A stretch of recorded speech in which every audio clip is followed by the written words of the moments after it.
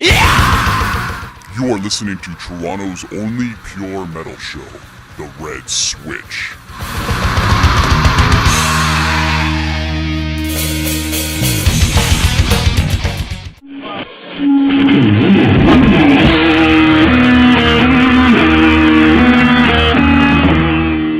So first, let's start by introducing yourselves. Who are you? What do you do?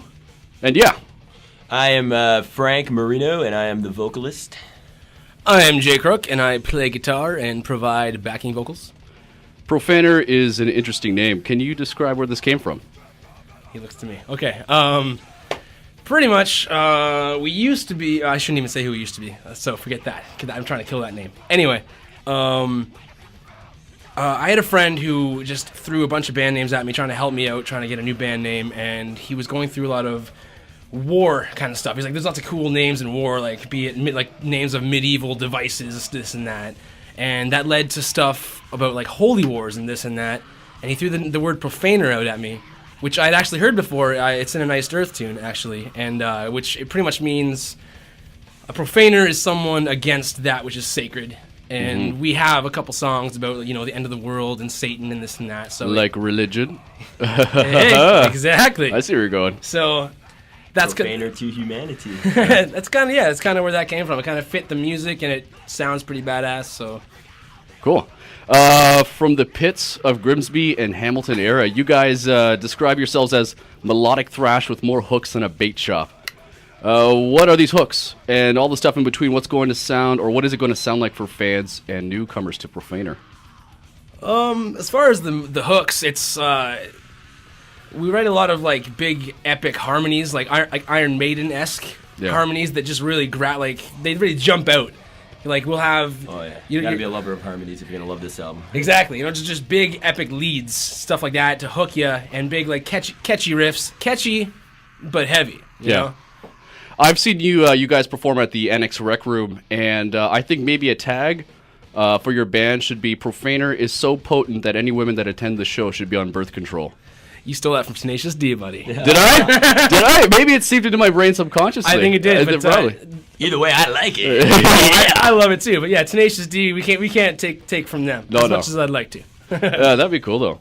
As musicians, you know already making music and writing music is not all sugared lollipops and unicorn farts. It's hard, and it's not an easy process. So what have been some struggles for you guys so far in writing your music?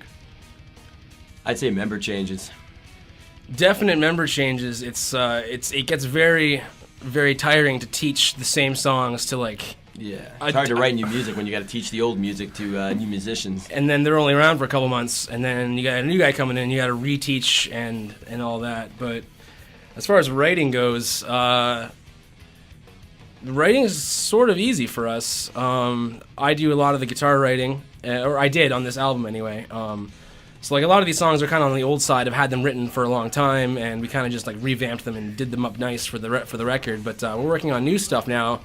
I do a lot of guitar writing, and our new guitarist Sean, he does a lot of writing, and we've actually come together, and we've already banged out 6 new songs, and it's kind of like, and so we just take those to our drummer, and he works the drums to it, and then I'll sit down with Frank, and we'll come up with lyrics and vocals, and oh yeah, always on the spot with myself, man. Everything's like freestyle, kind of like rap. Yeah.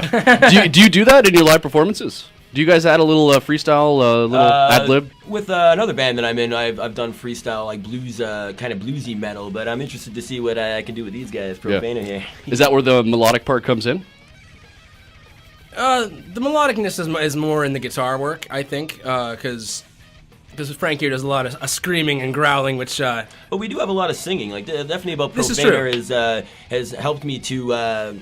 I guess challenge myself vocally with like not only screaming but singing and like kind of like raspier singing as long as like really melodic singing. So it's definitely a challenge for me. I'm like during the recording of the album, I made sure to push him to because like I used to sing for the band, and he can obviously do a lot of things that I can't. I'm not a screamer. I can't do any of that stuff. But I did like to put vocal melodies, and I like to hit certain notes. So when he was recording it, I'm like.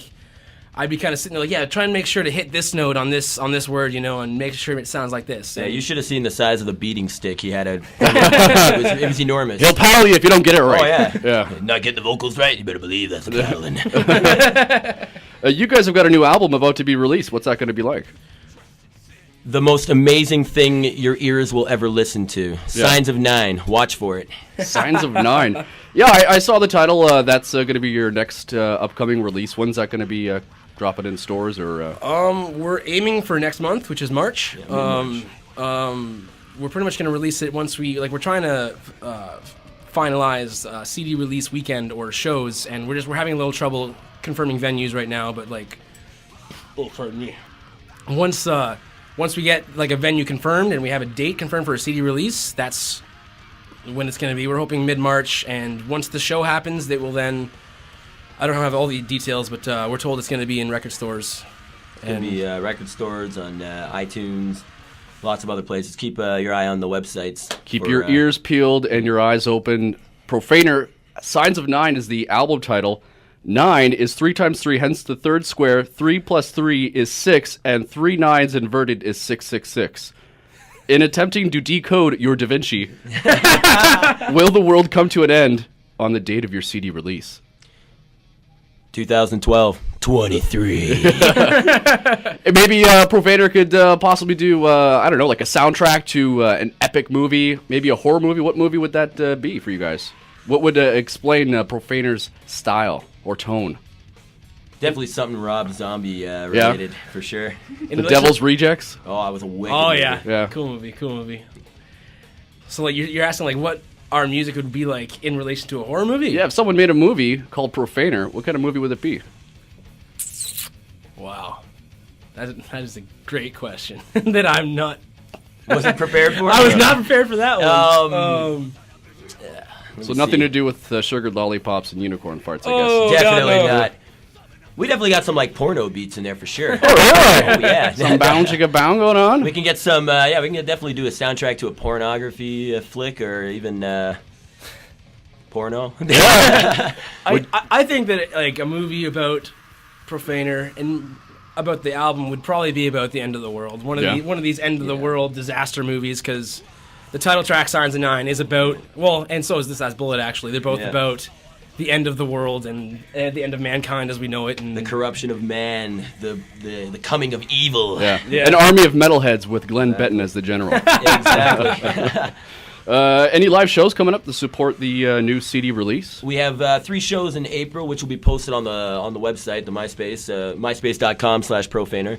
And we're hoping to get a couple more in March. The CD release shows are supposed to be in March. We're just getting some stuff worked out with the venues, and those will be posted up on the website soon. Are you guys going to tour? Are you going to stay in Toronto or go abroad? Go back to your old stomping grounds? We're in the midst of trying to work out a tour. We've been trying to work out a tour for a while. Things work and then they fall through. They work and then they fall through. But we've been trying to do an Ontario and Quebec kind of thing. Yeah.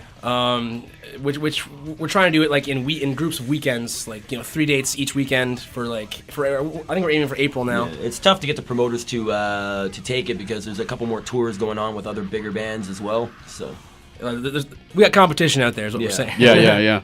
Got to keep on your toes. Dan Swano, who was it Swano or Swano? Swano, right? So far as I know, it's Swano. Yes, Yeah. but. Sorry, Dan. He worked with Edge of Insanity, Bloodbath, pretty big bands in their own right. Mm-hmm. He's mastering your upcoming album. Is there a certain quality that Profaner's expecting with this new album in working with Dan? Well, actually, at this time, he has already mastered it, and we have received the master, and we were just very, very happy with the results. Oh yeah, he did a great job. It's a complete kick in the teeth when you hear the difference between the unmastered and the mastered. It's just it takes everything just blows up. Yeah, that's one thing to expect listening to your recorded album, but recording is one thing. Fans go to a live show to see something completely different. What can fans expect to see from a live Profaner? The most show? energy. That was the word I was going to use. Energy. Energy, yeah. If you love energy on stage, hair flying everywhere, you got to come see us play. Nice. I'm a fan of the windmill headbang. I like to get right into the end of the stage and just headbang with my people. You know, because that front row is usually headbanging pretty hard, and I like to just get down there with them and just yell at them. And there's no better energy than that right there. Exactly. I mean, you need to interact with the crowd, otherwise they're going to sit there. You need to show interest in order for them to show interest, and you just kind of feed off each other. There's no bigger adrenaline kick than that. Oh, tell me about it. Man, it's great. You guys are currently looking for a drummer, is that correct? Or did you find one? We have now